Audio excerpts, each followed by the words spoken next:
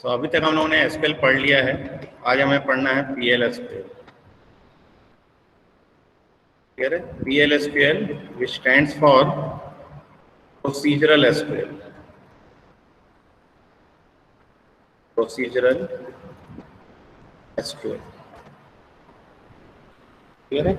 Procedural SQL means now we have all the procedural programming concepts, for example if-else logic, looping and functions, procedures, ये सब अब हम क्या कर सकते हैं, अपने प्रोग्राम के थ्रू हम बना सकते हैं। For example cursors, triggers, store procedures, ये सब आपके जो है PL/SQL प्रोग्रामिंग में हम पढ़ने वाले हैं। ठीक है? सो PL/SQL is an pre priority product of Oracle only. ये सिर्फ और सिर्फ आपको ओरेकल में ही मिलता है। अदर DBMS में भी प्रोसीजरल लॉजिक कुछ अलग अलग तरीके से मेंटेन किया गया है। For example store procedures, functions, ये सब जो है ये PL/SQL में पढ़ाए गए हैं। कर्सर्स, ट्रिगर्स जो है लगभग आपको हर प्रोग्रामिंग लैंग्वेज में मिल जाएगा, हर डेटाबेस लैंग्वेज में आपको ट्रिगर कॉन्सेप्ट मिल जाएगा। क्लियर है? लेकिन PL/SQL में आपको यहाँ पे if else, loop, function, procedures, इन सब का भी लॉजिक आपको क्या कह रहा है यहाँ पे दे रहा है। क्लियर है? सो PL/SQL is the proprietary product of Oracle only. सिर्फ ओरेकल में ही PL/SQL जो है प्रोवाइड किया गया है। क्लियर है? अब PL/SQL प्रोग्राम जब हम लिखते हैं, क्लियर है? So syntax of PL/SQL program is general syntax of PL/SQL programme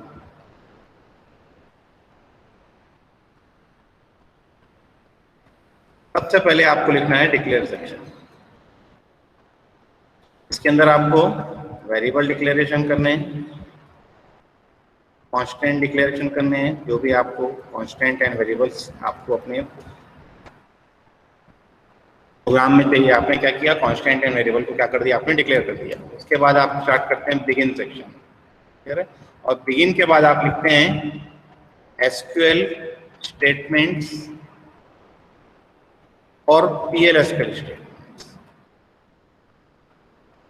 Here both SQL and PL/SQL statements are included in begin section. Next comes with exceptional block. So exception section, which is also an optional section, here you have to write code to handle the exception.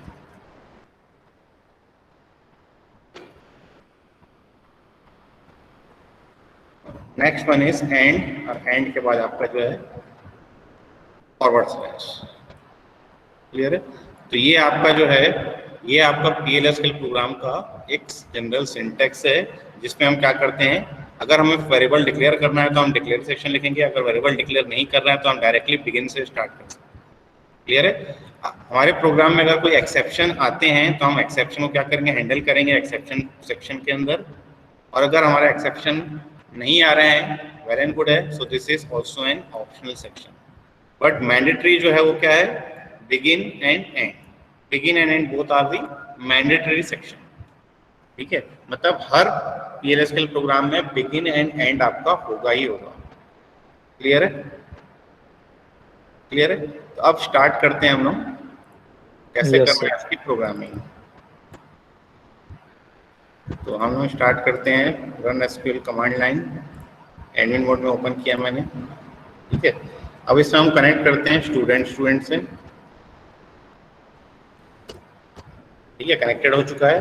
अब हमें क्या करना है, एक script लिखनी है जिसमें हम क्या करेंगे, PL/SQL का प्रोग्राम लिखेंगे और उसको PL/SQL प्रोग्राम को हम क्या करेंगे, एग्जीक्यूट करेंगे। क्लियर है? तो पहला प्रोग्राम हम देखते हैं, राइट अ प्रोग्राम। ठीक है? हम क्या करते हैं, ED करके हम क्या करते हैं, A लिखते हैं। तो अब देखिए A स्क्रिप्ट मेरी पहले से क्रिएटेड है। अब हम क्या करते हैं, ED PRG1 लिखता हूँ। तो पहला प्रोग्राम मैं क्रिएट कर रहा हूँ। ठीक है? मैंने लिखा ED PRG1। ठीक है? तो ये आपको पूछ रहा है can not find the file prg1.sql, do you want to create a new file. हम क्या करते हैं, एक नया फाइल क्रिएट करते हैं program1 के नाम से। ठीक है? और इसमें हम क्या करते हैं, प्रोग्राम लिखते हैं, write a program to print hello world. सबसे पहला प्रोग्राम जो हम लोग हर प्रोग्रामिंग लैंग्वेज में लिखते हैं वो क्या लिखते हैं, हेलो वर्ल्ड। क्लियर है? तो ये देखिए, ये सबसे मैंने क्या किया, मैंने 2 डैश दे दिए हैं, 2 डैश दे दिए मतलब ये क्या हो गया मेरा, क्या पूरा का पूरा क्या मेरा कमेंट हो चुका है। So this is single line comment for PLSQL program. ठीक है, मैंने डबल स्लैश कर दिया, उसके आगे जो भी लिख दिया मतलब वो कमेंट हो चुका है, उसको आपका जो PLSQL का जो कंपाइलर है वो क्या करेगा, उसको एग्जीक्यूट नहीं करेगा। क्लियर है? अब हमें लिखना है हेलो वर्ल्ड। तो हमने स्टार्ट किया बिगिन, हमने कोई वेरिएबल डिक्लेयर नहीं किया। अंदर हम लिखते हैं dbms underscore output dot put underscore line, और इसके अंदर हम डबल कोट्स में लिखते हैं हेलो वर्ल्ड, और उसके बाद हम कर देते हैं इसको एंड, और एंड करने के बाद फॉरवर्ड स्लैश। क्लियर है? तो ये हमारा क्या हो गया, पहला प्रोग्राम हो गया, write a program to print hello world. ठीक है, अब प्रिंट करने के लिए हमने यहाँ पे क्या किया है, कुछ PLSQL प्रोग्राम का एक स्टेटमेंट लिखा है। Statement is dbms underscore output dot put underscore line. Clear है? अगर यही प्रोग्राम अगर हम लोग जावा में लिखते हैं तो हम जावा में कैसे लिखते हैं, अगर मैं इस प्रोग्राम को जावा में लिखता हूं तो मैं क्या लिखता हूं, पब्लिक क्लास, और क्लास नेम देता हूं सपोज सैंपल। उसके अंदर हम क्या लिखते हैं, हम लिखते हैं पब्लिक स्टैटिक वॉइड मेन, और उसके अंदर हम लिखते हैं स्ट्रिंग str। ठीक है, उसके अंदर हम क्या लिखते हैं, system dot out dot println, और उसके अंदर हम लिखते हैं हेलो वर्ल्ड।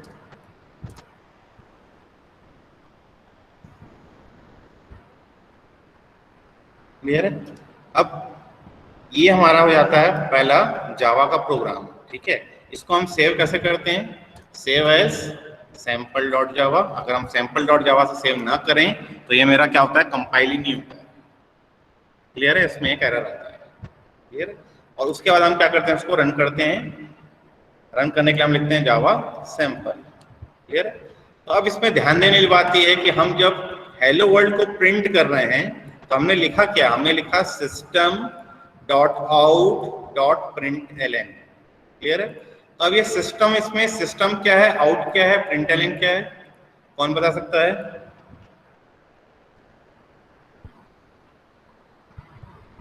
कौन बताएगा कि सिस्टम क्या है, इसमें आउट क्या है और println क्या है? सर सिस्टम पैकेज है, आउट क्लास का नाम है, और println उसके अंदर एक मेथड है। तो system is name of the package, तो वो गलत हो गया है। इसका कंप्लीट जो पाथ है वो है Java dot lang dot system dot out dot println। तो जावा डॉट लैंग जो पैकेज है वो मेरा ऑटोमेटिकली इंपोर्टेड रहता है, इसलिए इसको हम क्या कर देते हैं, ओमिट कर देते हैं। क्लियर है? तो Java dot lang is the name of the package, system is the name of the class, out is an static reference of system, and println is the name of the method defined in system class। Clear है? तो ये क्या हो गया आपका, system is the name of the class, out is an static reference। static क्यों बोलते हैं, क्योंकि वो क्लास नेम से कॉल हो रहा है, और println is the name of the method। ठीक है, अब println की जगह मैं print भी यूज कर सकता हूँ। तो प्रिंट और println में डिफरेंस भी पढ़ा होगा आपने कि println क्या करता है, हेलो वर्ल्ड प्रिंट करने के बाद नेक्स्ट लाइन ले जाता है, जबकि प्रिंट क्या करता है, उसी लाइन में आपका कर्सर क्या रहेगा। तो हेलो वर्ल्ड प्रिंट होने के बाद आपका कर्सर क्या रहेगा, उसी लाइन में रहेगा यहाँ पर। क्लियर है? जबकि println क्या करता है, वो नेक्स्ट लाइन ले जाता है। क्लियर है? तो ये आप लोगों ने जावा में पढ़ा होगा। सिमिलरली अगर मैं PLSQL की बात करूं तो dbms underscore output is the name of the package. Clear है? dbms underscore output is the name of the package, and put underscore line is the name of the function और procedure defined in a dbms underscore output package. So put underscore line is an procedure or function which is defined inside dbms underscore output package। ठीक है, तो अब ये क्या करता है, ये जो भी हम अंदर डालते हैं उसको हम क्या करता है, एज इट इज प्रिंट कर देता है, और प्रिंट करके क्या करता है, वो नेक्स्ट लाइन ले जाता है। पुट अंडरस्कोर लाइन लिखा है मैंने, मतलब वो नेक्स्ट लाइन ले जाता है। ठीक है, अगर मैं पुट लिखूं तो ये क्या करेगा, आपका कर्सर उसी लाइन में रहे। क्लियर है? तो हम यूज कर रहे हैं अभी पुट अंडरस्कोर लाइन। तो ये हमारा पहला प्रोग्राम हुआ। इसको हम क्या कर देते हैं, सेव कर देते हैं। सेव करके हम क्या करते हैं, अब इसको हम अगर एग्जीक्यूट करते हैं तो एग्जीक्यूट करने के लिए हमारे पास है @ और फिर हम लिखते हैं prg1 डॉट एसक्यूएल हमें नहीं लिखना है, ठीक है। @prg1 हमने एसक्यूएल स्क्रिप्ट को रन किया, ठीक है। तो इसमें देखिए एक एरर आ रहा है, identifier hello world must be declare. तो यहाँ पर एक चीज हमने गलती ये की कि मैंने यहाँ पर सिंगल कोट्स की जगह यूज कर दिया डबल कोट्स। जैसा हम जावा में डबल कोट्स यूज करते हैं, हमने यहाँ भी डबल कोट्स यूज कर दिया, जबकि यहाँ पर क्या होता है, वो सिंगल कोट्स यूज करना पड़ता है अगर हम कोई स्ट्रिंग को हम प्रिंट करते हैं। क्लियर है? तो इसको हमने सेव किया। अभी भी इसमें एरर आ रहा है, identifier hello world must be declare.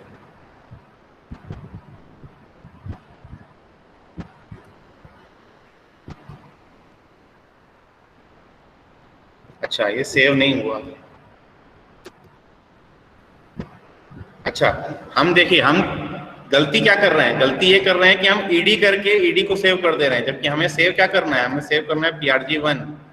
तो prg1 को हमने क्या कर दिया है, सेव कर लिया है, ठीक है। @ करके हमें फिर से prg1 ही लिखना है। तो prg1 करके लिखा है, तो देखिए PL/SQL प्रोसीजर सक्सेसफुली कंप्लीटेड आ गया, ठीक है। लेकिन आउटपुट कुछ दिखा क्या आप लोगों को? आउटपुट कुछ भी नहीं दिख रहा है। तो बड़े बड़े अक्षरों में एक नोट लिख लेंगे। नोट ये लिखना है कि जैसे ही आपको कनेक्शन स्टेब्लिश करना है, आपको सबसे पहले तो क्या करना है, सर्वर आउटपुट को ऑन करना है। तो अगर आप स्टार्टिंग में देखेंगे तो शो सर्वर आउटपुट करके आप देखेंगे तो ये हमेशा ऑफ दिखेगा।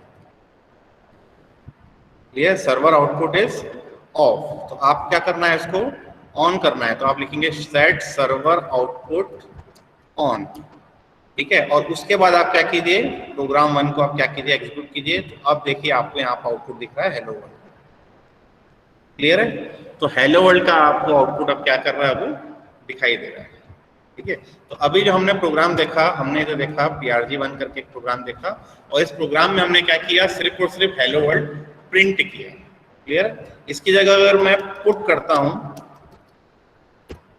तो पुट क्या होता है, बफर्ड होता है। देखिए अभी भी आउटपुट आपको आ गया, ये मैंने बफर को ही एग्जीक्यूट कर दिया है। अगर आप इसको एग्जीक्यूट करें तो देखिए आउटपुट नहीं आ रहा है। क्लियर है? तो पुट जो होता है वो होता है बफर्ड होता है, मतलब उसके बाद अगर आप और भी कुछ प्रिंट कर रहे हैं तो ही आपका जो है वो एग्जीक्यूट होता है। सपोज मैंने यहाँ पे क्या किया, हेलो लिखा है और वर्ल्ड को मैं क्या कर रहा हूँ, सेकेंड वाले में ले जा रहा हूँ। फिर अब मैं यहाँ पे लिखता हूँ dbms_output डॉट पुट, और फिर मैं यहाँ पे लिखता हूँ स्पेस देके वर्ल्ड।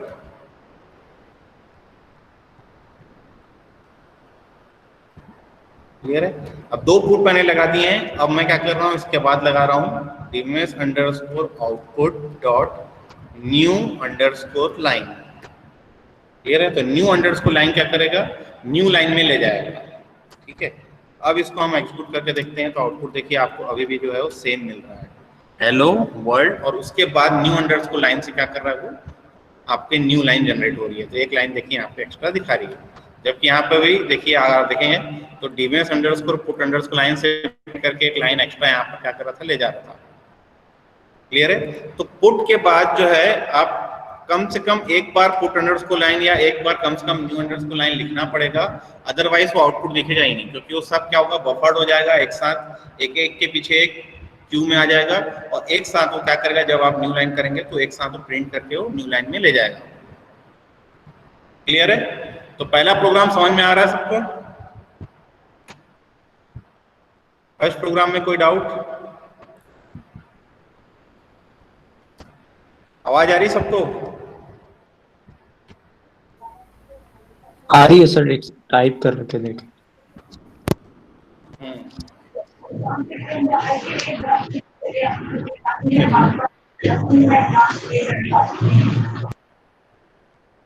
सेकेंड प्रोग्राम देखते हैं अब।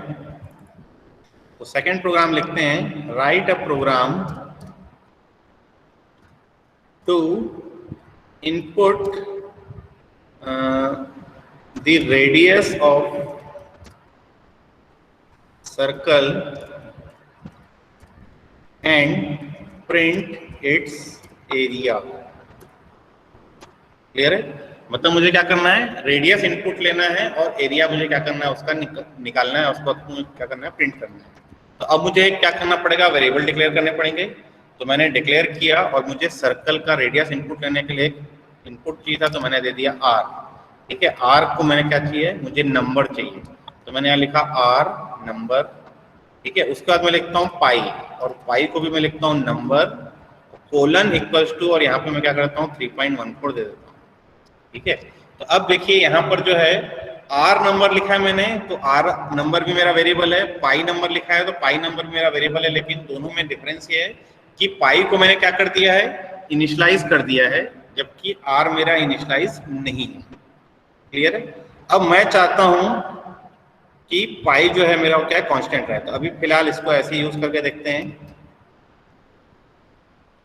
क्लियर है? उसके बाद एक और लिखते हैं यहाँ पर हम एरिया, तो एरिया के लिए हमने पूरा ही लिख लेते हैं एरिया, और यहाँ पे लिखते हैं नंबर। अब यहाँ पे ध्यान देने वाली एक बात और है कि जैसे हम C++ में यूज करते हैं तो हम लिखते हैं इंट a, b, c। ठीक है, एक साथ हम क्या करते हैं, दो तीन वेरिएबल को हम क्या करते हैं, डिक्लेयर कर देते हैं। या तो हम क्या लिखें, इंट a लिखें, इंट b लिखें, इंट c लिखें। इन दोनों का कोई मतलब नहीं, एक ही मतलब रहता है किसमें, C++ जावा में। ठीक है, लेकिन अगर मुझे PL/SQL में वेरिएबल डिक्लेयर करना है इस तरह, तो मुझे क्या लिखना पड़ेगा, मुझे लिखना पड़ेगा a इंटीजर या नंबर, b इंटीजर या नंबर, c इंटीजर या नंबर। क्लियर है? मुझे एक एक वेरिएबल के लिए एक एक डेटा टाइप बताना पड़ेगा, मतलब हर वेरिएबल के लिए डेटा टाइप मुझे क्या करना पड़ेगा, बताना ही पड़ेगा। क्लियर है? क्लियर है? तो जैसे हम यहाँ पे यूज कर रहे थे, हम ऐसा यूज नहीं कर सकते, हमें एक एक वेरिएबल एक एक लाइन में डिक्लेयर करना पड़ेगा। Yes sir. क्लियर? तो अब आ जाते हैं, हमने तीन वेरिएबल डिक्लेयर कर दिए, एक हो गया आर नंबर, दूसरा हो गया पाई नंबर कोलन इक्वल्स टू 3.14, तीसरा हो गया एरिया नंबर। ठीक है, अब हम यहाँ पे लिखते हैं इनपुट लेना है मुझे, तो आर कोलन इक्वल्स टू, अब colon equals to is the assignment operator in, लिखना हो तो आप लिख लीजिए, equal to is an comparison operator, जैसा हम अभी तक यूज करते आए हैं। ठीक है, equal to is an comparison operator, whereas colon equals to is the assignment operator in SQL और PL/SQL। क्लियर है? तो हमें अगर असाइनमेंट करना है तो हम लिखेंगे कोलन इक्वल्स टू, अगर मुझे कंपेयर करना है कि A इक्वल्स टू B, तो मुझे लिखना पड़ेगा A इक्वल्स टू B। जैसे C+ हम लिखते हैं या C में लिखते हैं A इक्वल्स टू B, यहाँ पे हम लिखेंगे A इक्वल्स टू B। ठीक है, और अगर हमें A is equals to B assign करना है तो हम C+ में लिखते हैं A इज इक्वल्स टू 10 या A इज इक्वल्स टू 20 या A is equals to B। यहाँ पे हमें क्या लिखना पड़ेगा, हमें लिखना पड़ेगा A कोलन इक्वल्स टू 10, जैसे हमने यहाँ पे लिखा है pi number colon equals to 3.14। Clear है? तो यहाँ पर हम अब क्या कर रहे हैं, असाइन कर रहे हैं। तो असाइन क्या कर रहे हैं, हम असाइन कर रहे हैं R colon equals to %R। तो ampersand is the input operator, तो मैंने क्या किया, रेडियस का इनपुट ले लिया। ठीक है, अब इस R और इस R में डिफरेंस है, ये R जो है ये सब्स्टिट्यूशन वेरिएबल है, ये सिर्फ और सिर्फ क्या करेगा, वैल्यू इनपुट लेगा, सब्स्टिट्यूट करेगा और उसका काम खत्म। क्लियर है? तो मैं चाहूं तो यहाँ R की जगह मैं और कुछ भी लिख सकता हूँ, मैं यहाँ पे N भी लिख सकता हूँ, मैं यहाँ चाहूँ तो रेड भी लिख सकता हूँ, जो मेरी मर्जी पड़े मैं वो लिख सकता हूँ। ठीक है, उसके बाद मैं लिख रहा हूँ A कोलन इक्वल्स टू, अब मेरे पास रेडियस इनपुट आ चुका है, तो मुझे क्या लिखना है, पाई into R into R। Clear है? तो पाई R² होता है, तो हमने लिखा दिया area is equal to, sorry यहाँ A की जगह यहाँ पे आएगा एरिया, क्योंकि एरिया नाम का मैंने वेरिएबल क्रिएट किया है। तो area is equal to pi R²। ठीक है, तो मैंने लिखा pi into R into R। अब मुझे क्या करना है, ये डिस्प्ले कर देना है, तो मैं लिखूंगा dbms_output.put_line, और यहाँ पे मैं लिखूंगा area of circle that is equal to, और यहाँ पे मैं क्या कर रहा हूँ, कॉन्केटिनेशन ऑपरेटर यूज कर रहा हूँ, ठीक है। और फिर मैं लिख रहा हूँ एरिया। ये वैसा ही है जैसे हम जावा में लिखते हैं कि system dot out dot print L N, उसके बाद हम क्या लिखते हैं, डबल कोट्स में लिखते हैं एरिया ऑफ सर्कल, ठीक है। ये एक स्ट्रिंग हो गई, इक्वल्स टू ये स्ट्रिंग हो गई। उसके बाद हम लगाते हैं प्लस, क्योंकि वहां पे मुझे कॉन्केटिनेशन ऑपरेटर प्लस मिलता है, तो उसके बाद ऐसे लिखते हैं प्लस करके एरिया। यहाँ पे हमारे पास कॉन्केटिनेशन ऑपरेटर क्या है, यहाँ पे हमारे पास कॉन्केटिनेशन ऑपरेटर जो है वो है डबल, और जो डबल लाइन है जो हम और ऑपरेटर यूज करते हैं किसमें, सी प्लस में, वो यहाँ पर हमारे पास क्या है, कॉन्केटिनेशन ऑपरेटर है। क्लियर है, तो इसको हटा देता हूँ मैं। अब यहाँ पे मेरा क्या हो गया, एरिया प्रिंट हो चुका है। प्रिंट होने के बाद मैं क्या करूँगा, इसको एंड कर देता हूँ। एंड करके हम क्या करते हैं, प्रोग्राम को टर्मिनेट कर देते हैं। क्लियर है, तो ये हो गया मेरा prg2.sql। अब इसको हम क्या करते हैं, कंपाइल करते हैं और एग्जीक्यूट करते हैं। तो यहाँ देखिए मुझे रेडियस की वैल्यू पूछ रहा है, मैं देता हूँ 5, तो देखिए वैल्यू आ जा रही है, area of circle is equal to 78.5। Clear है, तो 5 इंटू 5 हो जाएगा 25, 25 इंटू 3 75, 3.14 से हो जाएगा वो 78.5। क्लियर है, तो यहाँ पर देखिए मैंने वहां पे दिया था रेड, एम्परसन रेड दिया था, इसलिए यहाँ पे वैल्यू क्या दे रहा है, इंटर वैल्यू फॉर रेड। अगर मैं इसको चेंज कर दूं,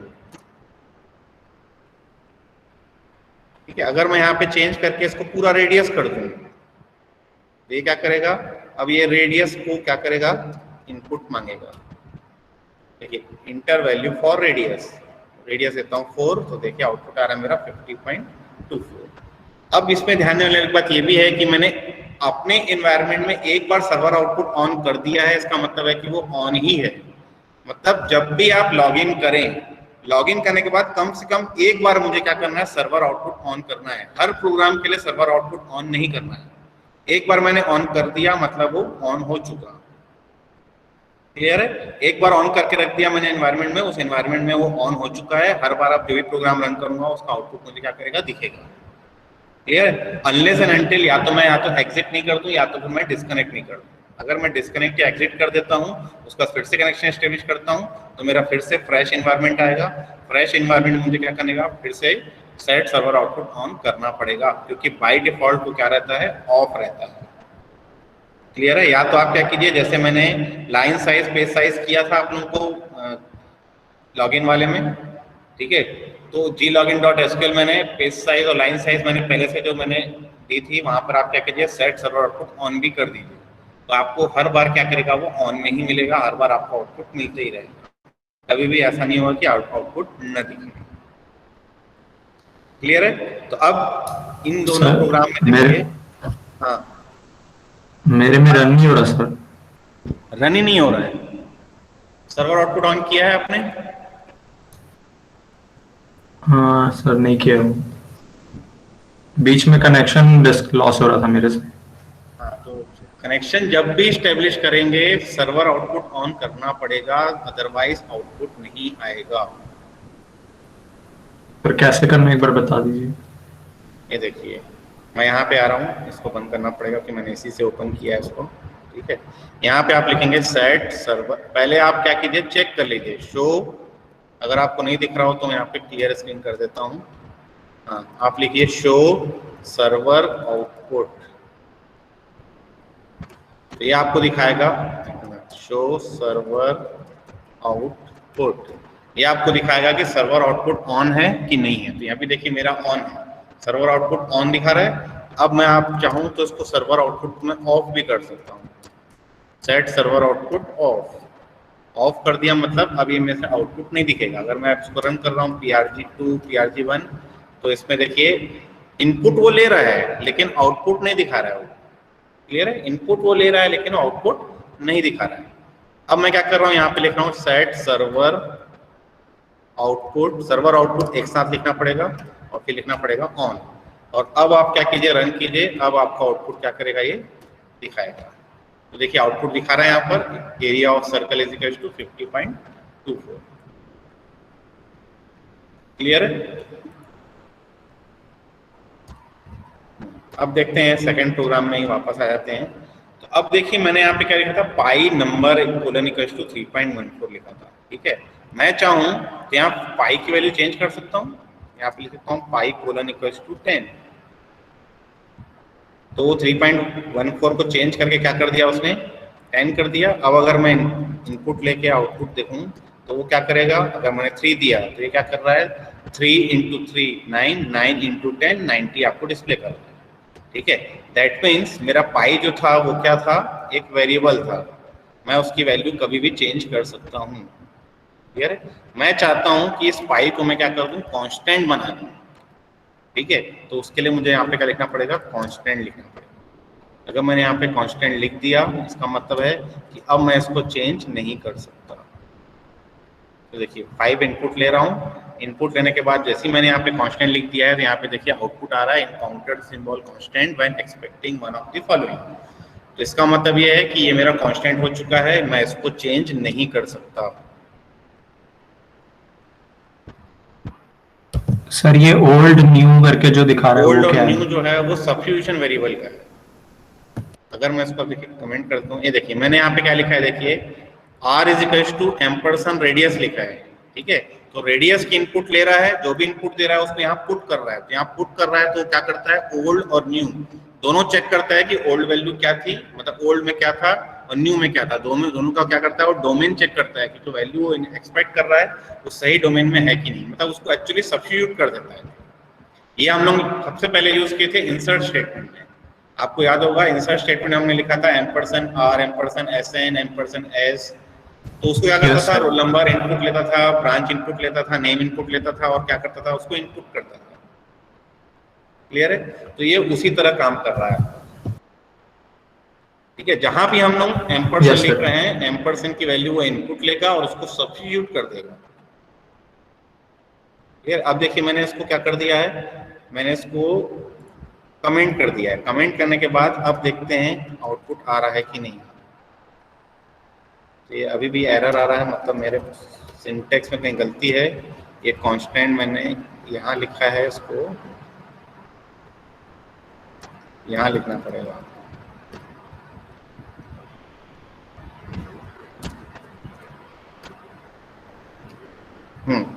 कांस्टेंट पहले आएगा। अब देखिए मैंने इसको कांस्टेंट कर दिया है और अब मैं इस कमेंट को हटा देता हूं, तो ये अब इसमें क्या आएगा, एरर शो करेगा,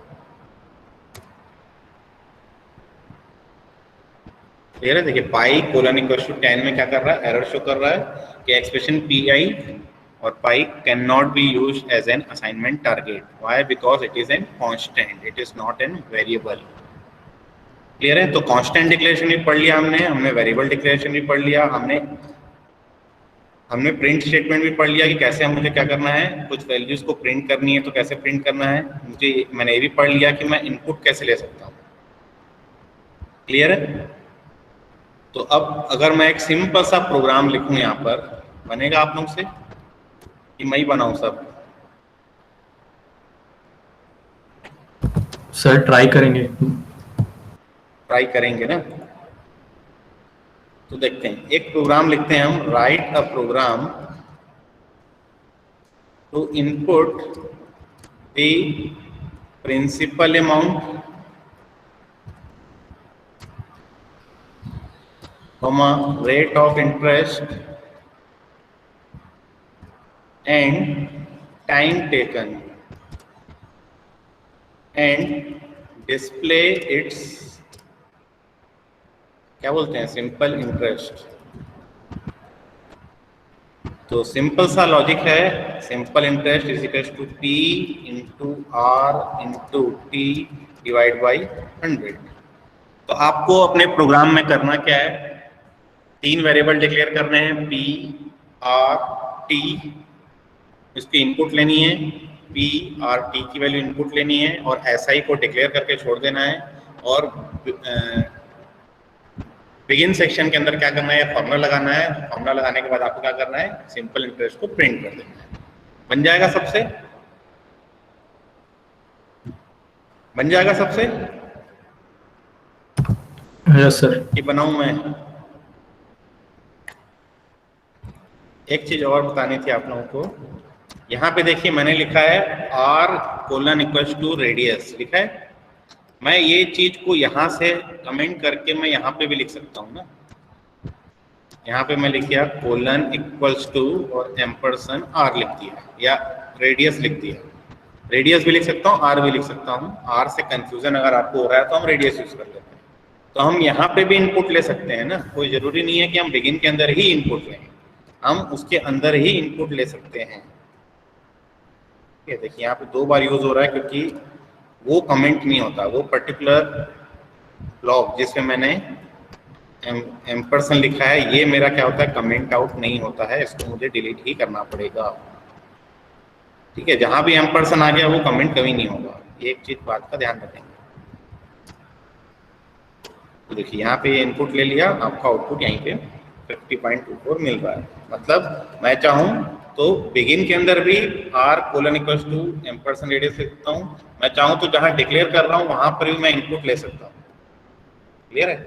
तो यहाँ पे जैसे इनपुट ले रहा हूँ तो यहाँ पे मैं वैल्यू भी चाहूँ तो असाइन कर सकता हूँ कि मेरी रेडियस की वैल्यू 10 हो रही है, 20 हो रही है। अगर मैं फिक्स कर रहा हूँ तो फिक्स भी अपन डाल सकते हैं। इनपुट लेना है तो हम क्या कर सकते हैं, इनपुट भी यहाँ पर दे सकते हैं, एम्परसन रेडियस या एम्परसन आर करके भी हम क्या कर सकते हैं, इनपुट ले सकते हैं। क्लियर है? चलिए अब देखते हैं थर्ड क्वेश्चन। थर्ड क्वेश्चन में हम लिखते हैं, ये आप लोग बना लेंगे, प्रैक्टिस करके देख लेंगे, नहीं बन रहा हो तो मुझसे पूछेंगे। अब हम देखते हैं, write a program to input a number and display whether it is even or odd। Simple if else logic है, एक नंबर इनपुट लेना है, उसको 2 से डिवाइड करना है, अगर डिवाइड हो जा रहा है तो वो इवन है, अगर डिवाइड नहीं हो रहा है तो वो ऑड नंबर है। क्लियर है? तो स्टार्ट कैसे करेंगे, स्टार्ट करेंगे डिक्लेयर सेक्शन से। एक नंबर ले लेते हैं, A number colon equals to ampersand A. Number मेरा इनपुट हो चुका है, ए की जगह हम क्या करते हैं, एन ले लेते हैं, एक ही नंबर इनपुट लेना है हमें। क्लियर है? बिगिन में आते हैं। अब हमें क्या करना है, यहाँ पर इफ एल्स का लॉजिक देखना है। तो इफ एल्स के लिए पहले तो आप सिंटैक्स लिख लेंगे। इफ एल्स के 3 सिंटैक्स हैं। पहला है इफ कंडीशन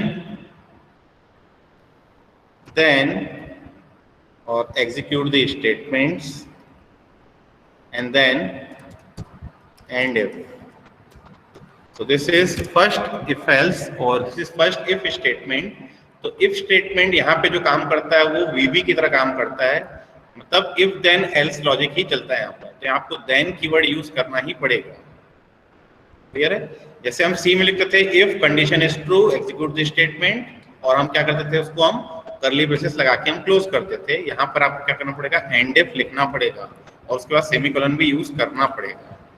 ठीक है? अगर मुझे इफ देन एल्स लिखना है तो लिखूंगा if condition then execute the statements, और फिर मैं लगाऊंगा एल्स, और मैं लगाऊंगा सेकेंड कंडीशन, सेकेंड स्टेटमेंट्स, और आखिरी में क्या लगाऊंगा, मैं एक एंड इफ लगाऊंगा। क्लियर है? So this is if then else. Clear है? तो यहाँ पर एल्स में आपको देन लगाने की जरूरत नहीं है, क्योंकि कंडीशन अगर ट्रू है तो स्टेटमेंट 1 एग्जीक्यूट होगा, कंडीशन अगर फॉल्स है तो स्टेटमेंट 2 एग्जीक्यूट होगा। ठीक है?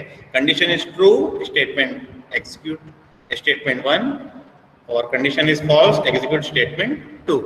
ठीक है? और if there are n number of conditions, तो आप क्या लिखेंगे, if condition 1 then execute statements 1, उसके बाद आप आ जाते हैं एल्स इफ। तो एल्स इफ सी में ऐसा यूज होता है, एल्स इफ कंडीशन 2।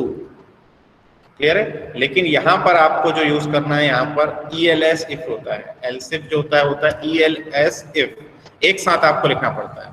उसके बाद आपको लिखना है कंडीशन 2, कंडीशन 2 के बाद आप लगाएंगे देन, और देन करने के बाद आप लगाएंगे स्टेटमेंट 2, और फिर से आप लगाएंगे एल्स इफ, ई नहीं आएगा, condition 3, then execute another set of statements, that means statement 3, और उसके बाद ये जहां तक आप ले जाना चाहें, मैं चाहूँ अगर यहीं पे बंद कर दूं तो यहाँ पर हम लगा देंगे एंड इफ, मतलब every if has an and if.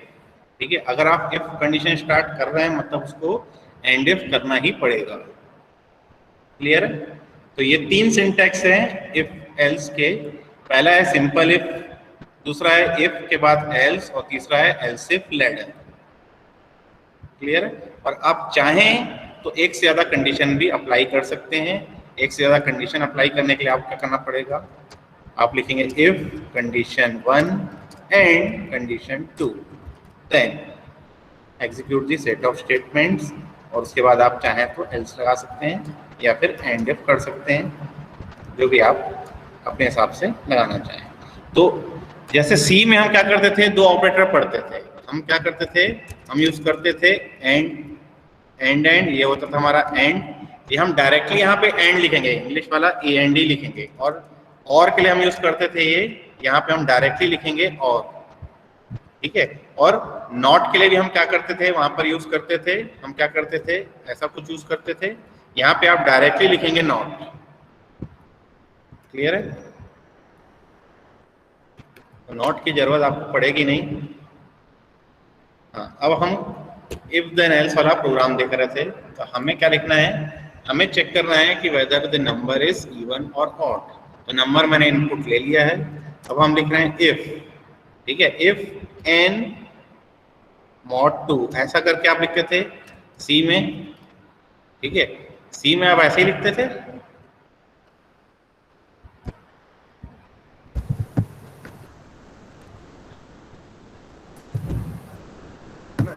यहाँ पे आप लिखेंगे नंबर इज इवन, एल्स, इसी को हम क्या करते हैं, कॉपी कर लेते हैं, पेस्ट कर देते हैं, यहाँ पे हम लिखेंगे नंबर इज ऑड, और ये हो गया हमारा एंड इफ, ये हो गया हमारा एंड। हाँ, तो इसमें क्या होगा, एरर आएगा, क्यों? क्योंकि ऐसा कोई ऑपरेटर हमारे पास PL/SQL में नहीं है। अब हमको यहाँ पे क्या करना पड़ेगा, हमें यहाँ पे यूज करना पड़ेगा मॉड फंक्शन। तो हम लिखेंगे if mod n, 2 that is equals to 0, equals to जो हम सी में यूज करते थे, यहाँ पे हम सिंपल इक्वल टू यूज करेंगे कंपैरिजन के लिए, हमने पहले ही पढ़ रखा है। असाइनमेंट के लिए हम कोलन इक्वल्स टू यूज कर रहे हैं, तो अब हम यहाँ पे यूज कर रहे हैं if mod of n divide by, if mod of n, 2 is equals to 0, तो वो क्या हो जाएगा, इवन हो जाएगा, और एल्स वो क्या हो जाएगा, ऑड हो जाएगा। क्लियर है? तो अब इसको रन करके देखते हैं। PRG3 है ये, नंबर देते हैं हम 5, तो देखिए आउटपुट आ रहा है नंबर इज ऑड। और उसके बाद हम अगर हम फिर से एग्जीक्यूट करते हैं, नंबर देते हैं 4, तो ये आपको आ रहा है नंबर इज इवन। इसकी जगह मैंने शायद इफ लिख दिया है ना, तो इसको सुधार लेंगे। तो ये सिंपल इफ एल्स का क्या हो गया, लॉजिक हो गया। ठीक है, अब ये प्रोग्रामिंग अगर हमें करनी थी तो इसके लिए तो सी लैंग्वेज भी थी हमारे पास, C++ लैंग्वेज भी थी, PL/SQL की नीड क्यों पड़ी? हमें तो कुछ डेटाबेस में कुछ इंटरेक्शन परफॉर्म करना है ना। तो अब इस प्रोग्राम को हम क्या करते हैं, चेंज करते हैं। Write a program to input a number and check whether it is even or odd. If it is even, insert it into even table. Clear? And if it is odd, insert it into odd. ठीक है, मतलब मेरे पास क्या होनी चाहिए, अब 2 table पहले से क्रिएटेड होनी चाहिए, है ना। मेरे पास क्या होनी चाहिए, 2 टेबल पहले से होनी चाहिए, एक होनी चाहिए इवन, एक होनी चाहिए ऑड, और दोनों में एक ही डेटा टाइप होना चाहिए, वो होना चाहिए नंबर। ठीक है, तो इसको हम यहीं पे क्या करते हैं, सेव कर देते हैं, और सेव करने के बाद हम क्या करते हैं, 2 टेबल क्रिएट करते हैं, क्रिएट टेबल इवन, और अंदर हम देते हैं n नंबर। टेबल क्रिएट हो गई, इसी को हम क्या करते हैं, चेंज करते हैं और कर देते हैं हम ऑड n नंबर। तो मेरे पास दो टेबल है, देखिए एक टेबल है इवन और एक टेबल है मेरे पास ऑड। दोनों में क्या है, अभी कोई भी डेटा नहीं है। क्लियर है? अब मैं क्या कर रहा हूँ, प्रोग्राम के थ्रू मैं क्या कर रहा हूँ, इसमें डेटा डाल रहा हूँ। चेंज क्या करना है मुझे कि यहाँ पे जो मैं प्रिंट कर रहा था number is even, number is odd, यहाँ पे मुझे क्या करना पड़ेगा, इंसर्ट इनटू इवन और उस नंबर को मुझे क्या करना है, अच्छा वैल्यूज भी लिखना पड़ेगा यहाँ पर, वैल्यूज एन। ठीक है, कॉपी करते हैं इसको। अगर इवन था तो इवन में डाल दिया हमने, ऑड है तो हम क्या करेंगे, ऑड में डाल देंगे। तो यहाँ पे मुझे चेंज क्या करना पड़ेगा, सिर्फ और सिर्फ ऑड लिखना पड़ेगा। क्लियर है? और उसके बाद आप चाहे तो यहाँ पर कमेंट कर दीजिए। अगर इवन होगा तो इवन में चला जाएगा, ऑड होगा तो ऑड में चला जाएगा। उसके बाद हम क्या करेंगे, उसको कमिट कर दे रहे हैं, मतलब वो क्या हो जाएगा, हमेशा के लिए उस टेबल में चला जाएगा। अब इसको हम एग्जीक्यूट करते हैं। ये हो गया PRG3। ठीक है, अब यहाँ पे हम क्या लिख रहे हैं, हम यहाँ पे लिख रहे हैं नंबर 5 एग्जीक्यूट हो चुका है। फिर से हम क्या कर रहे हैं, PRG3 कर रहे हैं, नंबर दे रहे हैं 4 एग्जीक्यूट हो चुका है। फिर से एग्जीक्यूट करते हैं, हम देते हैं 6 एग्जीक्यूट हो गया। फिर देते हैं 7 एग्जीक्यूट हो गया। और अब उसके बाद हम देखते हैं सिलेक्ट स्टार फ्रॉम इवन।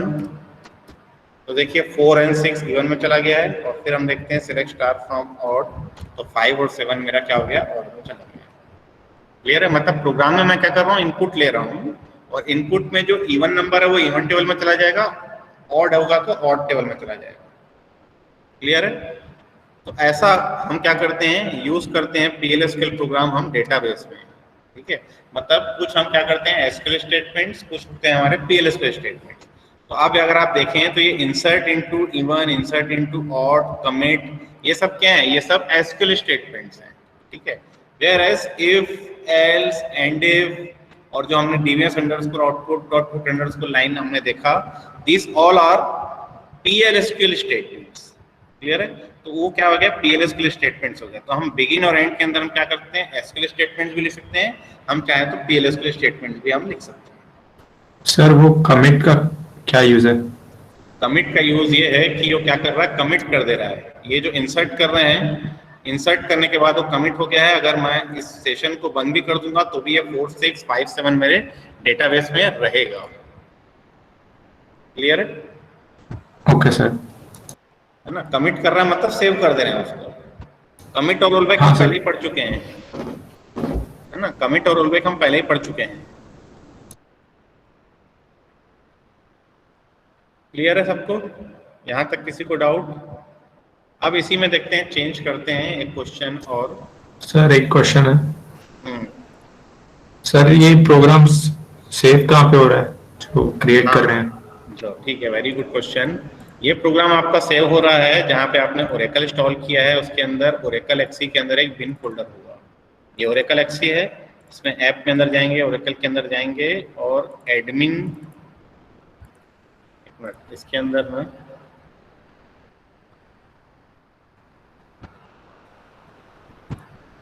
इसको आप चाहें तो अपने हिसाब से सेव कर सकते हैं, लेकिन ये जो है ओरेकल एक्सी के अंदर आप अगर कोई बिन फोल्डर ओपन करेंगे,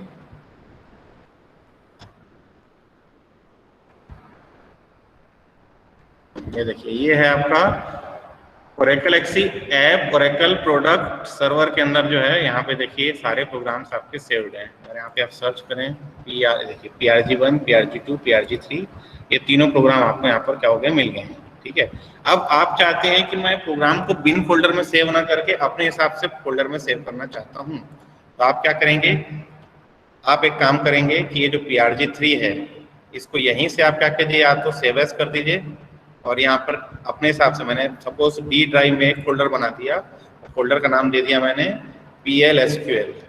ठीक है, बस PLSQL के अंदर मैंने क्या कर दिया, PRG3 को सेव कर दिया। मैंने ऑल फाइल इसलिए किया क्योंकि वो SQL फाइल ही सेव करेगा, तो ये क्या कर दिया, SQL फाइल सेव कर दिया उसने।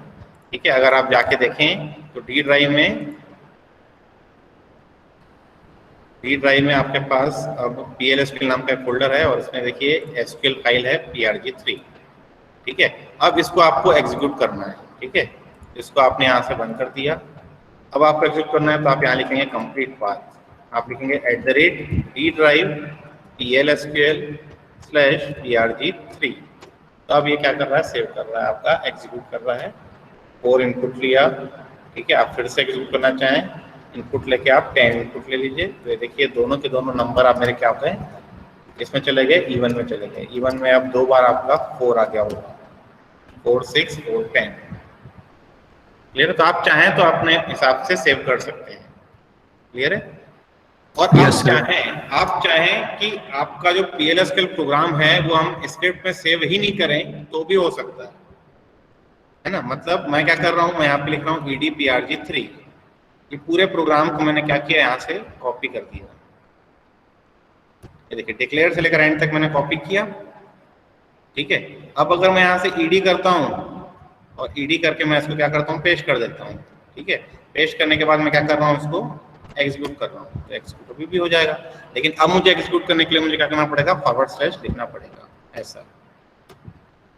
तो फॉरवर्ड / करने से क्या होता है, फॉरवर्ड / आपका आपके बफर के कंटेंट को एग्जीक्यूट करता है, ठीक है। अब ऐसे भी आप एग्जीक्यूट कर सकते हैं, आप ED करके आप प्रोग्राम चेंज कर दीजिए, फिर से एग्जीक्यूट कर दीजिए, हो जाएगा। लेकिन ये प्रोग्राम पर सेव नहीं रहेंगे, आपको अगर बाद में इन प्रोग्राम की नीड रहेगी तो आप उसको क्या कर सकते हैं, नहीं देख सकते, आपको फिर से प्रोग्रामिंग करनी पड़ेगी, ठीक है। अगर आपको सेव करना है, अगर मान के चलो ये प्रोग्राम है, मेरे को यही प्रोग्राम सेव करना है, ठीक है, आप इसको बंद कर दीजिए, बंद करके आप लिखिए सेव D ड्राइव PLSQL और आप लिख दीजिए PRG4। तो ये देखिए क्रिएटेड फाइल बता रहा है D ड्राइव PLSQL PRG4.SQL, मतलब बफर के कंटेंट को भी हम क्या कर सकते हैं, सेव कर सकते हैं SQL फाइल में। अगर आप देखें तो यहाँ देखिए PLSQL के अंदर PRG4 करके सेम प्रोग्राम आपको क्रिएटेड मिलेगा। क्लियर है? तो आप चाहें कि स्क्रिप्ट में डाल के स्क्रिप्ट में सेव करें, स्क्रिप्ट को बिन में स्टोर करें, स्क्रिप्ट को किसी फोल्डर में स्टोर करें, हर चीज पॉसिबल है। क्लियर है? Yes sir. तो इफ देन एल्स का लॉजिक समझ में आया? ठीक है, अगला प्रोग्राम देखें हम लोग। तो अगला प्रोग्राम हम देखते हैं PRG4 के नाम से हम सेव करते हैं।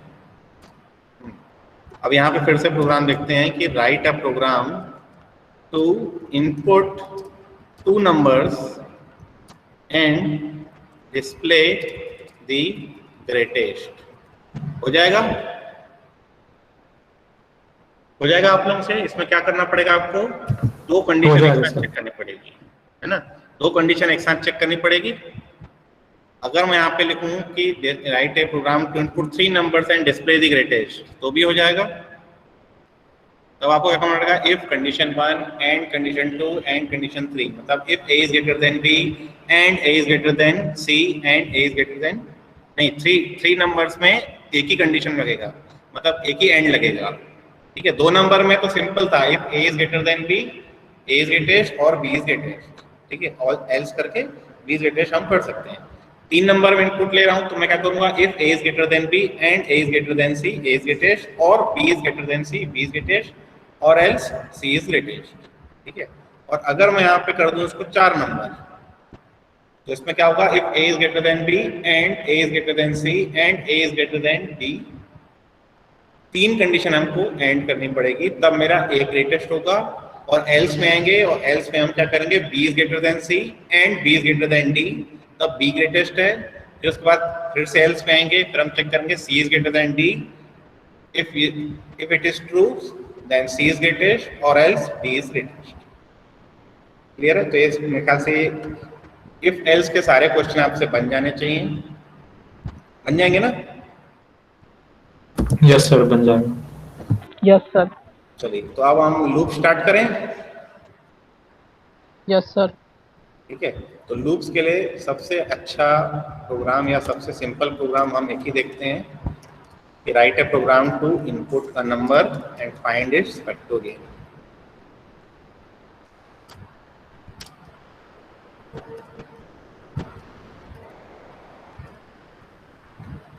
क्लियर है? अब फैक्टोरियल निकालना है तो फैक्टोरियल के लिए हमें लूप चलाना ही पड़ेगा। तो अब लूप मेरे पास कितने टाइप के हैं? ठीक है, तो अब लूप हम क्यों यूज करते हैं वो हमको आपको मेरे ख्याल से सी लैंग्वेज में पता चल गया होगा। जब हमें कोई चीजें रिपीटेडली एग्जीक्यूट करनी रहती है तो हम क्या करते हैं, लूप यूज करते हैं। तो 3 टाइप के लूप होते हैं। सबसे पहला जो लूप होता है फॉर लूप, जो आप लोगों को सबसे इजी लगता है। Second is while loop, third one is आपने सी में पढ़ा होगा डू वाइल लूप, यहाँ पे हम पढ़ेंगे सिंपल लूप। क्लियर है? For loop, while loop and simple loop. Fourth one is the cursor for loop, जो हम कर्सर में पढ़ने वाले हैं। क्लियर है? तो यहाँ पर एक एक्स्ट्रा लूप दिया है आपको, कर्सर फॉर लूप, जो फॉर लूप ही है लेकिन फॉर लूप का थोड़ा सा एक्सटेंडेड वर्जन है। क्लियर है? तो वो हम लोग पढ़ेंगे जब हम लोग कर्सर पढ़ेंगे। अभी हम सिंटैक्स देखते हैं for loop, while loop, simple loop का। तो फॉर लूप का जो सिंटैक्स है वो क्या है? फॉर लूप का सिंटैक्स है for loop counter in lower bound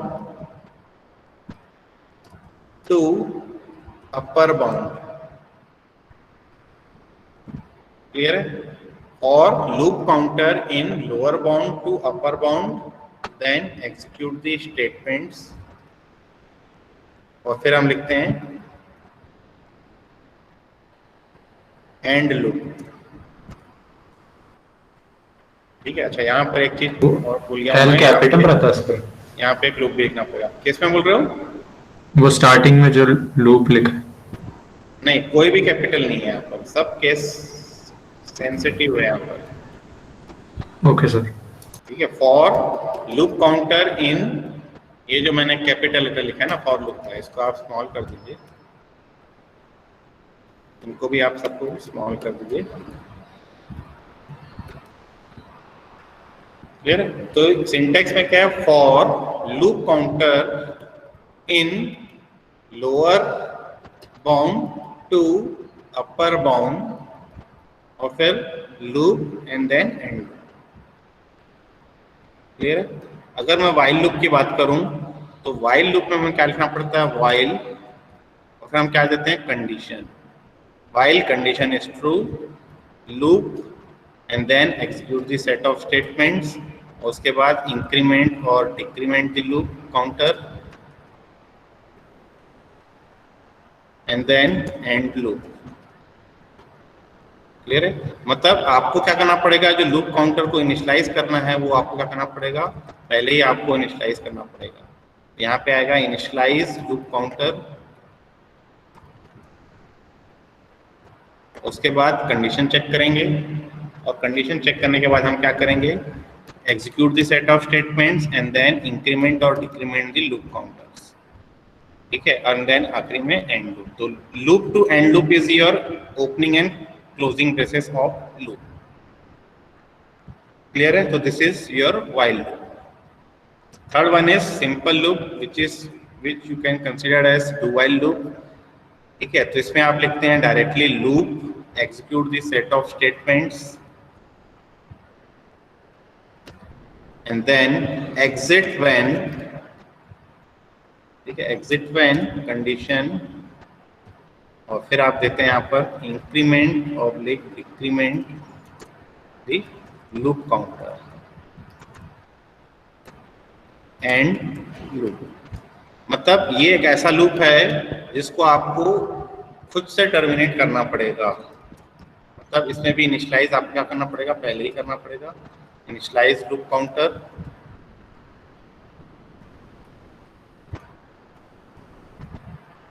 initialise the loop counter, then loop, फिर execute the set of statements. मतलब एक बार तो एग्जीक्यूट हो ही रहा है क्योंकि कोई कंडीशन चेक हुई नहीं, तो ये एक बार तो आपका चलेगा ही चलेगा। ठीक है? उसके बाद हम चेक कर रहे हैं कि exit when condition is true. मतलब अब जो कंडीशन ट्रू होगी तो ये क्या करेगा? डायरेक्टली एग्जिट कर देगा। अदरवाइज ये क्या करेगा? इंक्रीमेंट करेगा, इंक्रीमेंट करने के बाद फिर से इटरेट करेगा, फिर से एग्जीक्यूट करेगा, फिर से कंडीशन चेक करेगा, फिर से इंक्रीमेंट करेगा। ठीक है? अगर कंडीशन मेरी ट्रू हो जा रही तो डायरेक्टली क्या करेगा? बिना इंक्रीमेंट किए बाहर आ जाएगा। क्लियर है? तो इन दोनों लूप के लिए क्या करना पड़ेगा? सिंपल लूप और वाइल लूप के लिए मुझे क्या करना पड़ेगा? पहले तो लूप काउंटर को इनिशियलाइज करना पड़ेगा। जबकि फॉर लूप में ये क्या करेगा?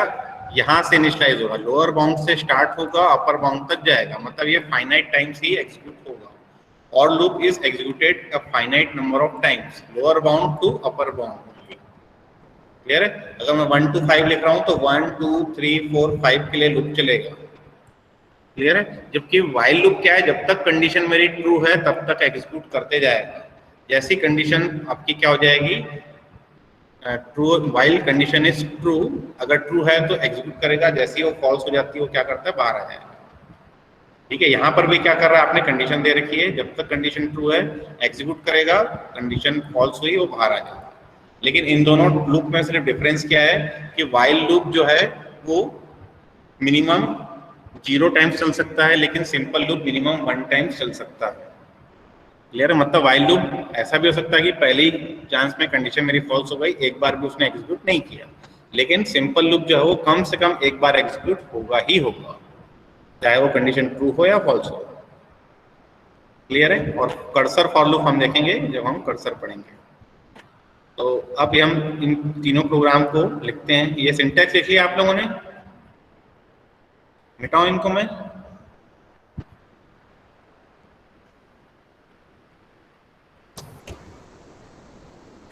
चलिए अब स्टार्ट करते हैं, हम लिखते हैं डिक्लेयर। डिक्लेयर करके हमें एक इनपुट लेना है, तो n number colon equals to %n। ठीक है, एक नंबर हमने क्या कर दिया, इनपुट ले लिया।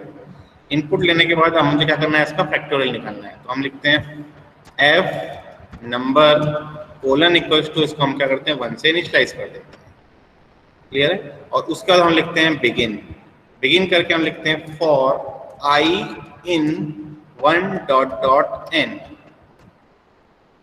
लूप, और लूप के अंदर हम क्या लिख रहे हैं, f colon equals to f into I, और हम लिखते हैं एंड लूप, और फिर हम लिखते हैं dbms underscore output dot put underscore line.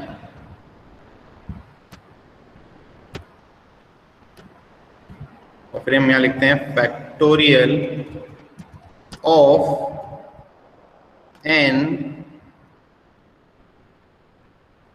Is equals to, और हम लिखते हैं f। ये हमारा एंड हो गया और ये हमारा लूप खत्म, सॉरी प्रोग्राम खत्म। क्लियर है, तो ये देखिए फॉर लूप काउंटर। अब फॉर लूप में क्या होता है, लूप काउंटर क्रिएट ऑटोमेटिकली होता है, तो मुझे लूप काउंटर को यहाँ पे इनिशियलाइज करने की नीड नहीं है, मुझे क्रिएट करने की भी नीड नहीं है। जैसे हम लिखते हैं C++ से हम लिखते हैं for int I is equal to, तो ये उसी टाइप का है, मतलब ये I ऑटोमेटिकली क्रिएट कर देगा, और क्रिएट करने के बाद कहाँ से स्टार्ट कर रहा है, 1 से स्टार्ट कर रहे हैं, हम n तक ले जा रहे हैं। ठीक है, और अंदर हम लिख रहे हैं f is equal to f into I, तो I की वैल्यू 1 2 3 4 5 होगी, और f की वैल्यू इनिशियली 1 है, तो 1 इंटू 1, फिर 1 इंटू 2, फिर 2 इंटू 3, 6 इंटू 4, ऐसे करके क्या करेगा, लूप आपका एग्जीक्यूट होगा। क्लियर है, रन करके देखते हैं प्रोग्राम को। तो PRG4 था ये, हमने इनपुट लिया 5, आउटपुट आ रहा है फैक्टोरियल ऑफ 5 इज 120। क्लियर है, तो फैक्टोरियल क्या हो रहा है, मुझे मिल जा रहा है। ठीक है, अब मैं चाहूँ कि मैं क्या करूँ, एक टेबल क्रिएट करूँ, क्रिएट टेबल फैक्टोरियल, ठीक है, या फैक्टर करके लिख देते हैं हम, क्रिएट टेबल फैक्टर, और हम क्या करते हैं 2 नंबर देते हैं, एक n या a नंबर, दूसरा हम लिखते हैं b नंबर। टेबल की स्पेलिंग गलत लिख दी है मैंने। अब मैं चाहता हूं कि इस प्रोग्राम में मैं क्या कर रहा हूं, जो भी मैं फैक्टोरियल निकाल रहा हूं, ठीक है, यहाँ पे ये प्रिंट कर रहा हूँ, प्रिंट करने के बाद मैं क्या कर रहा हूँ, उसको इंसर्ट भी कर दूँ। इंसर्ट इनटू फैक्टर करके मैंने एक टेबल बनाई थी फैक्टर, और मैं क्या करता हूँ वैल्यूज, और वैल्यूज करके मैं पहले तो डालूँ n, और उसके बाद उसका फैक्टोरियल डाल दूँ f, और उसके बाद मैं क्या कर दूँ, उसको कमेंट कर दूँ।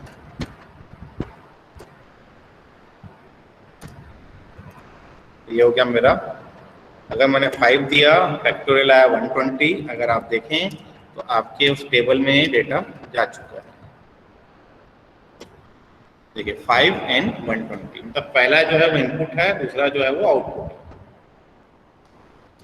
क्लियर है, so this is all about for loop.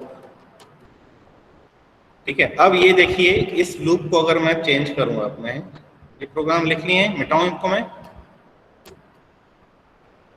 हाँ सर, प्रोग्राम दिख रहा होगा सबको। इसको चेंज करता हूं मैं, और इसको भी मैं क्या करता हूं, चेंज करता हूं।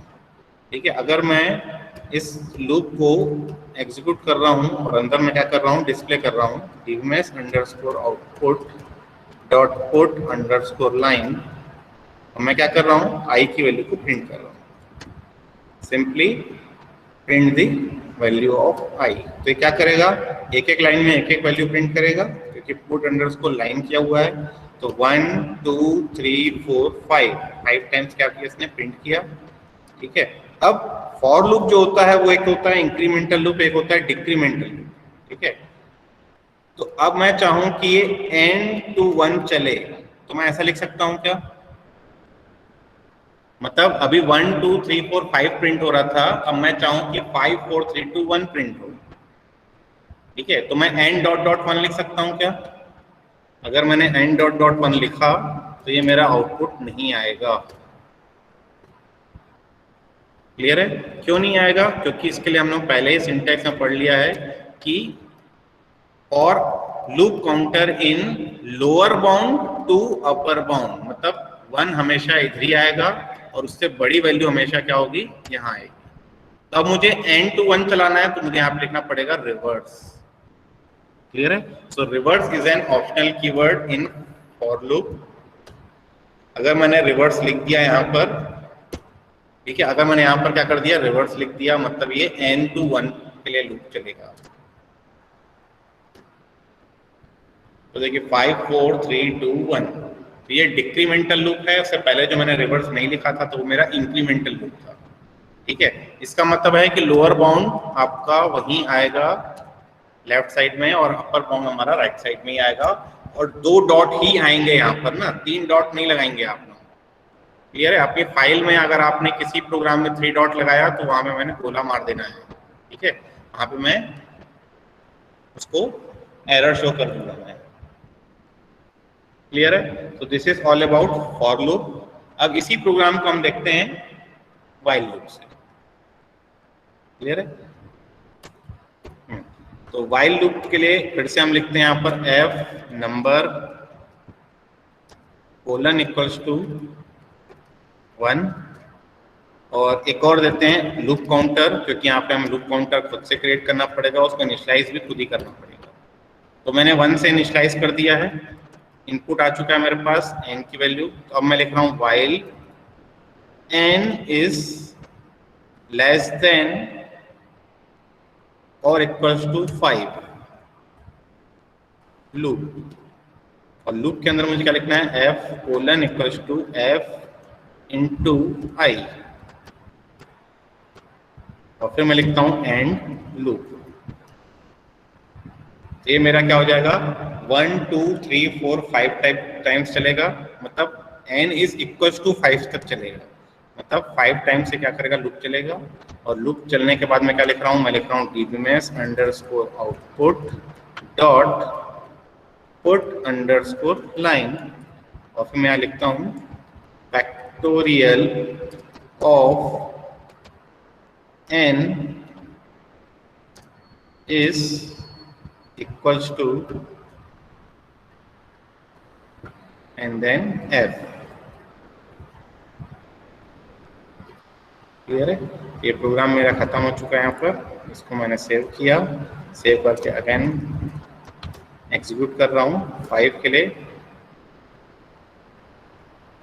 थोड़ा टाइम ले रहा है एग्जीक्यूट होने में।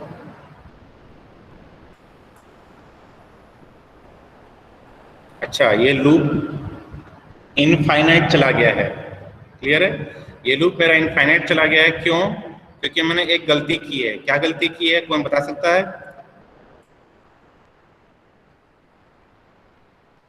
कोई बता सकता है हमने क्या गलती की इसमें? उसका एंड स्टेटमेंट नहीं दिया लूप खत्म करने का।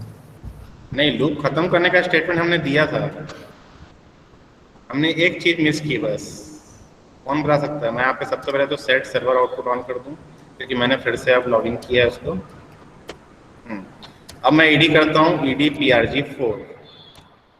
यहाँ पे मैंने लूप को इनफाइनाइट टाइम्स चलाया है, मैंने लूप काउंटर को वैल्यू को इंक्रीमेंट किया ही नहीं। i is equal to I plus one मुझे लिखना पड़ेगा ना यहाँ पर। फॉर लूप में मुझे नहीं लिखना पड़ रहा था, क्यों? क्योंकि वो 1 से लेकर n तक चल रहा था, तो लूप काउंटर ऑटोमेटिकली इंक्रीमेंट हो रहा था।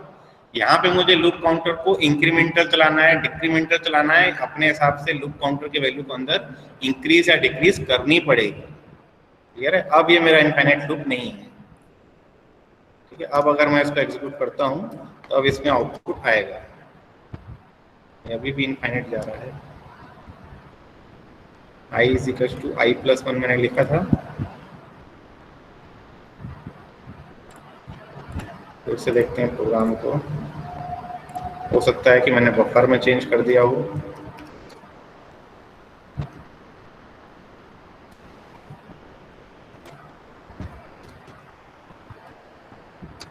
नहीं, तो सही चला।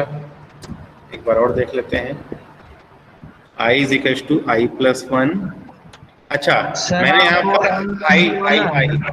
आई लिखना पड़ेगा, आई और यहाँ पर I is less than equal to N लिखना पड़ेगा ना। Yes 5 sir. टाइम्स चला रहे थे, हम डायरेक्टली 5 लिख दे रहे थे और n कर दे रहे थे। यहाँ मुझे i को चेक करना है n के लिए। ठीक है, तो कंडीशन मैंने गलत लिखी थी। अब देखते हैं आउटपुट। अब आउटपुट तो आ रहा है, लेकिन आउटपुट नहीं आ रहा है। उसका रीजन ये है कि हमने सर्वर आउटपुट ऑन नहीं किया था। तो देखिए, फैक्टोरियल ऑफ 5 इज 120, अभी भी आउटपुट आ रहा है। ठीक है, तो इस प्रोग्राम में लूप काउंटर आपको इंक्रीमेंट करना पड़ेगा। अगर मैं इसको हटा दूं तो ये इनफाइनाइट लूप चला जाएगा, क्योंकि i की वैल्यू चेंज हो ही नहीं रही है। i अभी भी मेरा 1 ही है, तो 1 हमेशा 5 से लेस ही रहेगा, तो ये लूप मेरा इनफाइनाइट टाइम चलते रहेगा। तो लूप को मुझे एंड करने के लिए कंडीशन मैंने लूप की टर्मिनेटिंग कंडीशन मैंने यहाँ पे दे दी है, लेकिन टर्मिनेटिंग कंडीशन को ट्रू करने के लिए मुझे इंक्रीमेंट या डिक्रीमेंट तो करना ही पड़ेगा। क्लियर है? तो this is all about while loop in PLSQL। अब इसी क्वेश्चन को हम लोग क्या करते हैं, सिंपल लूप से एग्जीक्यूट करते हैं। ठीक है, तो सिंपल लूप से एग्जीक्यूट करते हैं तो ये जो कंडीशन है, ये कंडीशन मेरी यहाँ से हट जाएगी। ठीक है, लूप मेरा एक बार चलेगा, f की वैल्यू एक बार क्या करेगा, फिर मैं लिखता हूँ यहाँ पर एग्जिट व्हेन, और व्हेन करके मैं क्या कर रहा हूँ, कंडीशन दे रहा हूँ। तो कंडीशन मैंने यहाँ पर डाली, condition is i is less then n। exit when, तो exit when is nothing but your break statement in C and C++ programming. मुझे कब ब्रेक करना है, तो मैंने यहाँ पे लिख दिया exit when। ठीक है, वहां पर हम क्या करते थे, वहां चेक करते थे if the condition is true break, otherwise continue। ठीक है, तो यहाँ पर हमें क्या करना पड़ रहा है, हमें लिखना पड़ रहा है exit when और i is less than equals to n। तो यहाँ अब कंडीशन चेंज हो जाएगी ना, अब i is less than n नहीं रहेगा, हमें एग्जिट क्राइटेरिया बताना है। तो एग्जिट क्राइटेरिया क्या है, एग्जिट क्राइटेरिया है कि i is greater then n। अगर i की वैल्यू ग्रेटर हो जाएगी तब मुझे क्या कर देना है, एग्जिट कर देना है। क्लियर है? तो इस पर्टिकुलर स्टेटमेंट के लिए i की वैल्यू अगर n के इक्विवेलेंट हो जाएगी तो भी मैं बाहर निकल जाऊंगा, क्योंकि अगर मैं ग्रेटर देन n करूंगा तो i तो 6 तक चल जाएगा ना, तो मुझे 5 में ही क्या कर देना है, बाहर निकल जाना है। तो i is greater than equals to n तक के लिए मुझे लूप चलाना पड़ेगा इस पर्टिकुलर प्रोग्राम के लिए, क्योंकि मैंने f is equals to f into I पहले एग्जीक्यूट किया है, इंक्रीमेंट मैंने बाद में किया है। तो ये इंक्रीमेंट होते होते जब ये 5 टाइम्स हो जाएगा, 5 की वैल्यू यहाँ पे आ जाएगी, तो 5 का यहाँ पे क्या हो जाएगा, फैक्टोरियल निकल जाएगा। 5 का फैक्टोरियल निकल गया है, मतलब मुझे बाहर निकल जाना है। तो बाहर निकल जाना है मतलब ये वैल्यू 5 और 5 इक्वल है, तो मुझे वो बाहर निकल जाना है। क्लियर है? तो ये हो जाएगा मेरा सिंपल लूप। एग्जीक्यूट करते हैं इसको भी, तो देखिए फैक्टोरियल ऑफ 5 इज 120 आपको दिख रहा है। ठीक है, अगर मैं यहाँ से, मैंने ed कर दिया है, ed prg 4 करना है। अगर मैंने यहाँ से इक्वल टू कंडीशन हटा दी तो ये फैक्टोरियल 6 का दिखाएगा। क्लियर है? मैंने यहाँ 5 दिया लेकिन ये फैक्टोरियल 720 दिखा रहा है, ये 6 का फैक्टोरियल दिखाएगा। क्यों? क्योंकि i की वैल्यू जब 6 हो रही है तब मैं बाहर निकल रहा हूँ, और जब वैल्यू 6 हो जा रही है मतलब 6 का तो फैक्टोरियल उसने निकाल लिया है ना। क्लियर है? अब ये प्रोग्राम्स आपको मैंने दिए हुए हैं, ये प्रोग्राम्स आप लोग बना के देखेंगे। अच्छा, इसमें पैटर्न के क्वेश्चन भी हैं नेस्टेड लूप के, तो पैटर्न के क्वेश्चन आप लोगों से बनेंगे कि एक पैटर्न मैं कम से कम बना के दिखा दूं आपको। बाकी क्वेश्चन तो आपके बन जाना चाहिए। यहाँ पे देखिए सर नेम, बना के दिखा दीजिए सर एक पैटर्न वाला बना के। चलो ठीक है, एक पैटर्न बना के हम देखते हैं, ठीक है। पैटर्न हम देखते हैं सिंपल 1 1 2 1 2 3 1 2 3 4 वाला पैटर्न देख लेते हैं। क्लियर है? एक पैटर्न भी अगर आपसे बन जाएगा तो बाकी तो मेरे ख्याल से लॉजिक सबको पता ही है ना। अब इस पैटर्न के लिए हमें क्या करना पड़ेगा, हमें इनपुट लेना है, एक तो नंबर ऑफ टर्म्स के लिए, तो n हमने ले लिया, n number colon equals to ampersand n। एक हमने नंबर ऑफ टर्म्स ले लिया कि कितने टर्म्स तक मुझे पैटर्न इनपुट लेना है, ठीक है। उसके बाद हमें क्या करना है, लूप चलाना है। तो लूप हम फॉर लूप से बना लेते हैं, ठीक है। तो हम लिखते हैं बिगिन फॉर आई इन, मुझे लूप चलाना है रो के लिए, तो मैं लगा रहा हूँ 1 डॉट डॉट n, ठीक है। उसके बाद लगा रहा हूँ लूप, तो उसके अंदर आ जाते हैं फॉर j इन। अब अगर मैं ये लूप चला रहा हूँ, देखिए अगर मैं पैटर्न प्रिंट कर रहा हूँ 1 1 2 1 2 3 1 2 3 4, ठीक है।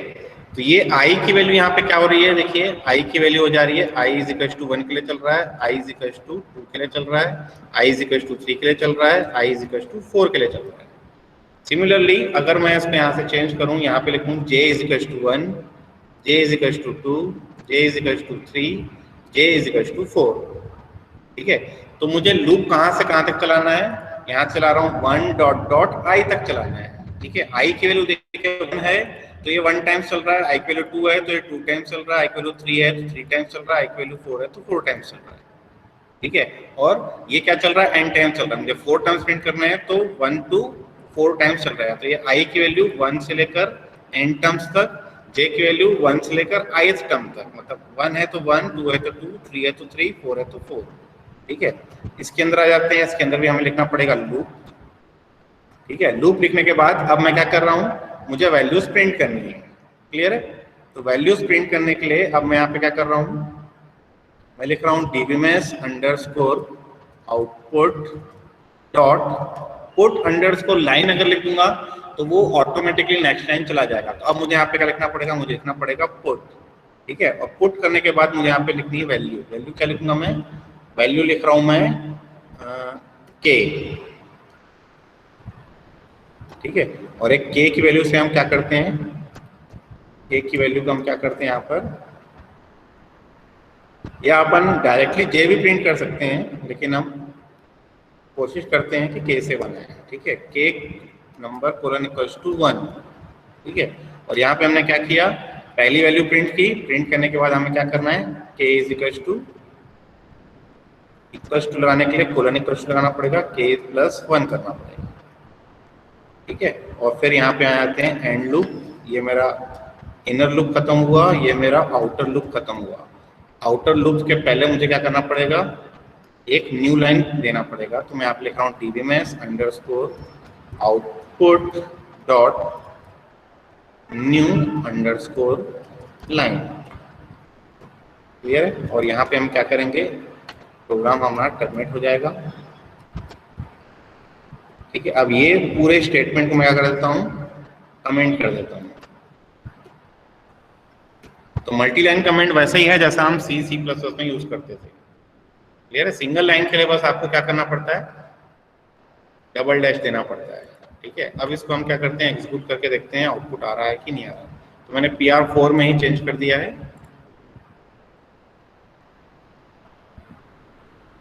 इसको पहले तो क्लियर स्क्रीन कर देते हैं। उसके बाद @PR4 किया हमने, वैल्यू पूछा, हमने दिया 4, तो देखिए 1 2 3 4 5 6 7 8 9 10। तो ये पैटर्न मेरा आ रहा है, लेकिन पैटर्न गलत आ रहा है। गलत क्यों आ रहा है, क्योंकि जैसे ही मेरा एक इनर लूप खत्म हो रहा है, k की वैल्यू मेरे को फिर से क्या कर देनी है, स्टार्ट कर देनी है 1 से। तो मुझे यहाँ पे k कोलन इक्वल्स टू 1 लिखना पड़ेगा। मैंने पैटर्न जो बनाया है वो पैटर्न अभी जो प्रिंट किया है वो गलत आ रहा है। वो कौन सा पैटर्न हो जा रहा है, वो हो जा रहा है 1 2 3 4 5 6 7 8 9 10 वाला, ठीक है। अब मुझे चेंज करना है, तो चेंज करके मैं क्या कर रहा हूँ, मैं लिख रहा हूँ p की वैल्यू, k की वैल्यू क्या कर रहा हूँ, हर रो के लिए 1 से स्टार्ट कर रहा हूँ, ठीक है। अब देखिए 1 1 2 1 2 3 1 2 3 4 हो गया है, क्लियर है। अब मुझे चाहिए स्पेसेस, तो स्पेसेस के लिए आपके पास अब दो ऑप्शन। पहला ऑप्शन क्या है, पहला ऑप्शन क्या है कि आप क्या कीजिए, यहीं पे आप ऐसा करके और एक स्पेस दे दीजिए यहाँ पर, ठीक है, या आप दो स्पेस दे दीजिए, एक स्पेस या दो स्पेस, जितना भी आपको लग रहा है उतना स्पेस देके आप छोड़ दीजिए। तो ये क्या करेगा, उसके बाद एक एक स्पेसेस लेते जाएगा, ठीक है। या फिर आप क्या कीजिए, आप जो /t है उसका आप आस्की वैल्यू निकालिए और उस आस्की वैल्यू को वहां पे क्या कर दीजिए, पुट कर दीजिए। आस्की वैल्यू का यहाँ पे आपको थोड़ा सा सर्चिंग करना पड़ेगा और आस्की वैल्यू का आपको कोड निकालना पड़ेगा, उस आस्की वैल्यू को कॉन्कैटिनेट करना पड़ेगा। क्लियर है? तो वो टैब का क्या होगा, एक एक टैब लेते जाएगा। अगर आपको सिंगल कोड एक ही स्पेस देना है, देखिए कि स्पेस से तो बन गया हमारा। अगर आपको टैब कंट्रोल चाहिए तो टैब कंट्रोल के लिए आपको क्या करना पड़ेगा, आस्की वैल्यू निकालनी पड़ेगी उसकी। आस्की वैल्यू से आप क्या कर सकते हैं, उसको एग्जीक्यूट कर सकते हैं। क्लियर है? तो ये एक पैटर्न मैंने बता दिया है, बाकी पैटर्न का लॉजिक आप लोग C++ में पढ़ चुके होंगे अच्छे से, ठीक है। तो बनाने की कोशिश करेंगे, नहीं बनेगा तो आप पूछेंगे। क्लियर है? और किसी को डाउट है किसी में?